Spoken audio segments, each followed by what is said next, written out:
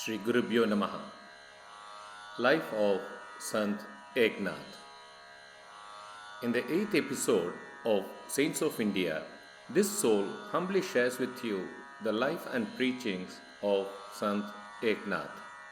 My sincere pranams and thanks to HinduJnanaJagrati.com in giving me permission to use the information in their portal for the creation of this podcast. The content of this episode have been consolidated from references made from various portals which include thefamouspeople.com, poethunter.com, wikipedia.com and encyclopediabritannica.com. Sant Eknath Maharaj.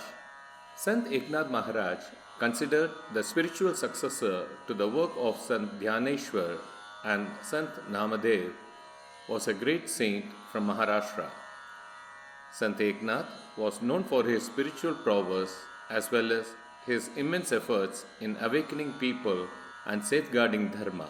Sant Eknath is the author of numerous hymns and books on bhakti and spirituality, including the famous Eknathi Bhagavat, the spiritual essence of the Bhagavad Gita, and his magnum opus Bhavartha Ramayana. During the time of Sant Dhyaneshwar and Sant Namadev in Maharashtra, Devgiri was a prosperous and content kingdom under the king Sri Ram Devraj Yadav.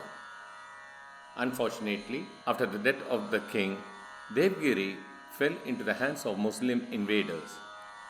The reformative and uplifting work started by Sant Dhyaneshwar and Sant Namdev came to a stop. The war and foreign invasions had taken a heavy toll in the life of the people. People were aimless and resigned to the drudgery of being slaves to invaders. For nearly 200 years, this was the state of the people, the nation and dharma, till a bright soul took birth to awaken the masses.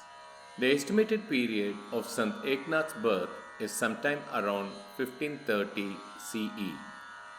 Eknath was born in the Mula star, which falls under the Dhanur zodiac sign. His parents were Surya Narayan and mother was Rukmini. His mother died shortly after Eknath was born.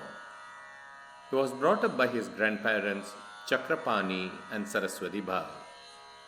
His great-grandfather was Sant Bhanudas, who had installed the idol of Lord Pandurang at Pandharpur after bringing it from Vijayanagar. The family were called as the Kulkarnis of the village.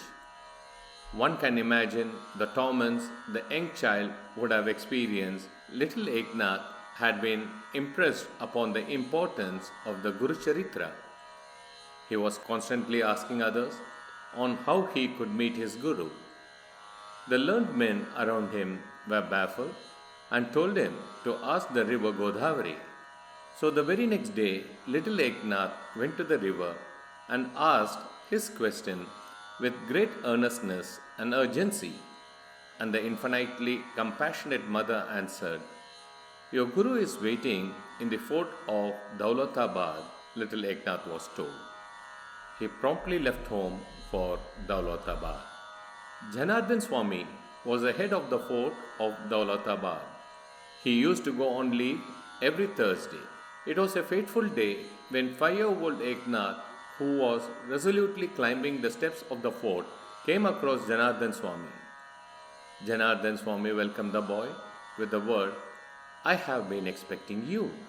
The Guru always waits and knows when a worthy disciple will come along. Janardhan Swami entrusted the task of making preparations for puja to little Eknath, who performed it with great devotion, which pleased the Guru immensely. Guru Janardhan Swami initiated young Eknath and taught him Vedanta, Nyaya, Mimamsa and Yoga among other things. He was also taught Sant Dhyaneshwar's creations. The practices of the Guru gets iterated to the disciples too. Janardhan Swami was an ardent devotee of Lord Dattatreya, which helped Eknath to have tolerance and kindness towards all beings. One fateful day, Janardhan Swami was deep in Samadhi when an attacking army raised an alarm. Eknath Maharaj did not hesitate. Despite not being a combatant, he donned the armor and stepped out to fight the invaders. He had only one thought on his mind, that his Guru Janardhan Swami's Samadhi state should not be disturbed. So Eknath Maharaj fought valorously for 4 hours and drove the invaders away. Eknath Maharaj was lauded for his bravery. He proved that the Guru and Sishya are one. Janardhan Maharaj was not informed of anything of this. When Swamiji came to know of this, he felt a sense of fulfillment for his disciple. The disciples, such as Eknathji Maharaj, who can wipe out the difference between a Guru and his disciple and can do the work of Guru, are extremely rare, so to say. As advised by his Guru Janardhan Swami, Eknath went on a pilgrimage accompanied by none other than his Guru. The Guru went with Eknath up to Triambakeshwar near Nasik. This is where Eknath created the famous Chatushloki Bhagavat. In this, he details in Marathi the importance of 4 sacred shlokas of the Bhagavat in 1036 verses known as OV. Thereafter, Eknath continued on his pilgrimage, visiting holy places all over North and West India. After his pilgrimage, Eknath returned to Pratisthana or current day Paitan. For the benefits of listeners, Pratishthan means standing firmly. His grandparents were overwhelmed with joy seeing their grandchild returning home as a wise and learned person. Eknath's grandparents were no exception. Like any other parent, they wanted Eknath to get married. He was married to Girija, and it was as though they belonged to each other from generations. The couple were a role model for the society to follow as to what Grihasthashram means. Soon the couple were blessed with 2 daughters whom they named as Godavari and Ganga. Later, a son was born who was named Hari. Eknathji had a tremendous respect for mother tongue. For the sake of uplifting of common people, he wrote simple stories, kirtans or stories of goddesses, prayers to goddesses for fulfillment of desires, on the art of dance, etc. He also wrote a book on Ramayana to give the people of what Ram Rajya or an ideal state is. The historical rendition of the life of Lord Rama was rewritten by Eknath Maharaj in a volume comprising of 7 divisions, 297 chapters and nearly 40,000 stanzas called Ovis. Eknath Maharaj endeavored to explain the spiritual meaning of the life of Rama. Aja is Parabrahma or Paramatma. From this came Dasaratha or the 10 sense organs. The personal self or Atma in the form of Ram took birth through Dasaratha. The avatars or incarnations of God had the primary object of satisfying the desires and aspirations of gods. Dasarath had 3 queens, Kaushalya symbolizing beneficent knowledge or Sadvidya, Sumitra symbolizing pure knowledge or Shuddha Buddhi, and Kaikeyi symbolizing ignorance or Avidya. Kaikeyi's maid Manthara symbolized harmful knowledge or Kuvidya. Ram, the blissful, had 3 brothers, Lakshman meaning self-knowledge or Atma Prabodh, Bharat meaning Bhavarta, and Shatrugna meaning self-supporting. Then again Vishwamitra meaning rationality, Vivek, and Vasishta meaning thoughtful. From later, Ram and Sita symbolize God and His intelligence. Their unity is absolute.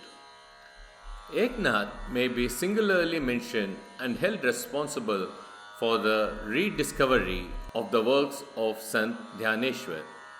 Dhyaneshwar is the first poet in Marathi literature who wrote the Hindu epics.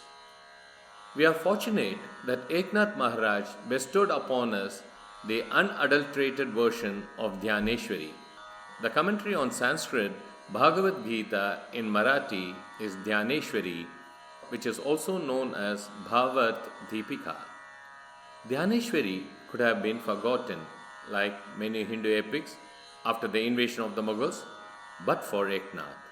From his Bhavarta Ramayana, we can witness the sorry state of affairs of Maharashtra under the Islamic kings, the social, political, and economic downfall of the people at the time. Even the religious circles have deteriorated to unprecedented levels of hypocrisy. Between the time of Eknath from that of Sant Dhyaneshwar, which is roughly about 230 years, the Muslims had invaded Maharashtra and had ravaged it. People had nowhere to go. Their scripture and epics were either burnt or damaged by the invading Muslims. Defeat after defeat demoralized the people. Sant Eknath wanted to revive the mindset of the people and also the Marathi literature. Today, we know for every problem there is a solution in Bhagavad Gita. Sant Eknath identified that the need of the hour was upliftment of Marathi literature and to educate the people in the old values with the help of Dhyaneshwari. He went in search of the Samadhi of Sant Dhyaneshwar and to make people believe that Sant Dhyaneshwar was a mortal and not a mythological person. He then committed himself in consolidating Dhyaneshwari, which were hitherto distorted. Sant Eknath bound the people of Maharashtra and boosted their morale, brought in positive approach amongst them, and uplifted them both spiritually and morally with his detailing of Dhyaneshwari. The Devgiri fort was under the Nizam rule. Sant Eknath, who lived nearby, saw that the people silently suffered the excesses of the rulers while having resigned to their fate of being enslaved. The people were alive because they were not dead already. Sant Eknath decided that he needed to start a mass movement for awakening the people. He earnestly prayed to the Kulswamini Jagadamba Mata to manifest and bless the work of awakening the people. Slowly but surely, the people began to realize that they were living a caged life. Sant Eknath's effort bore fruit when the demoralized people started expressing their dissatisfaction against the rulers. Sant Eknath Maharaj castigated these charlatans of religion in no uncertain manner. Some of them took lessons from Eknath Maharaj and worked to improve themselves and tried to really work for the upliftment of the society.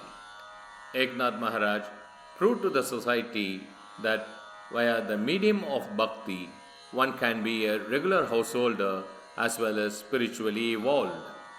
Eknath Maharaj's life showed the people that the worldly pursuits can also be spiritual pursuits. He raised the aspirations of people and instilled pride into them towards Bhagavad Dharma and to build strong characters. Sant Eknath's work includes Bhavarta Purana, Bhavarta Ramayana, Rukmani Swayamvar, and Hastamala.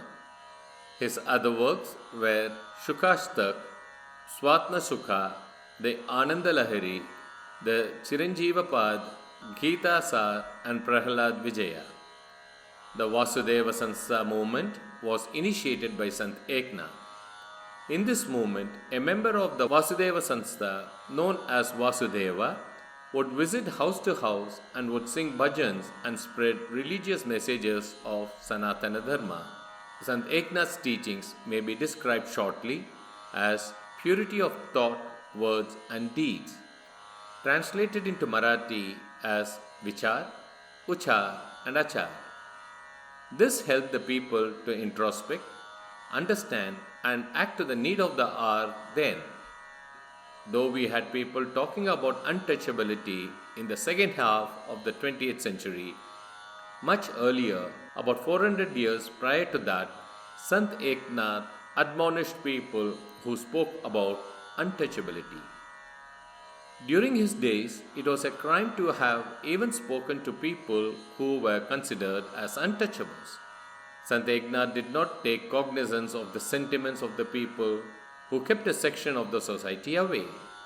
He showed love and affection toward the so called untouchables and also frequented their houses.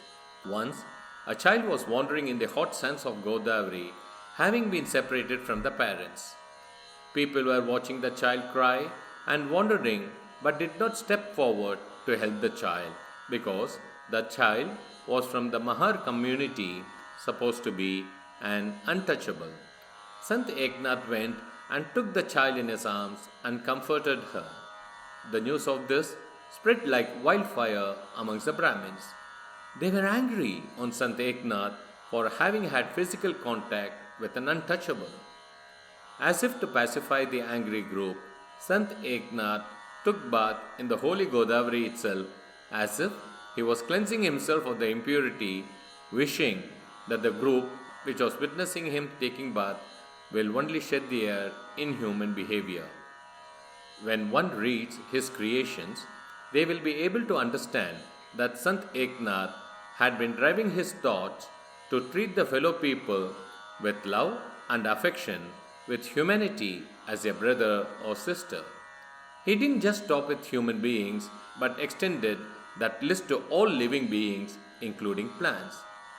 As icing on the top, he mentions in a most loved poem that every soul one meets is their God. How else one can simplify his philosophy? However, it was unfortunate that before the ideas and teachings of Eknath Maharaj could be properly instilled into the hearts and minds of the people, invasions by foreigners diverted the people's efforts and his efforts were short-lived. When the time comes to discard the mortal coil, the sons got ready and also anointed one of the disciples to carry out with the work initiated by them in most of the cases. Some of them entered into what is known as Jiva Samadhi, where walls are built around them when they are in meditation and then concealed. Some leave the mortals and later their body is either cremated or buried. But Sant Eknath opted for Jal Samadhi or Water Samadhi. He entered into the flowing sacred Godavari on Krishna Sashti day of Falguna in 1599 AD. Hope you enjoyed listening to this podcast on Sant Eknath. If you'd like to support this project of mine, you may contribute on patreon.com, the link for which is available in the description. Shri Gurubhyo Namaha.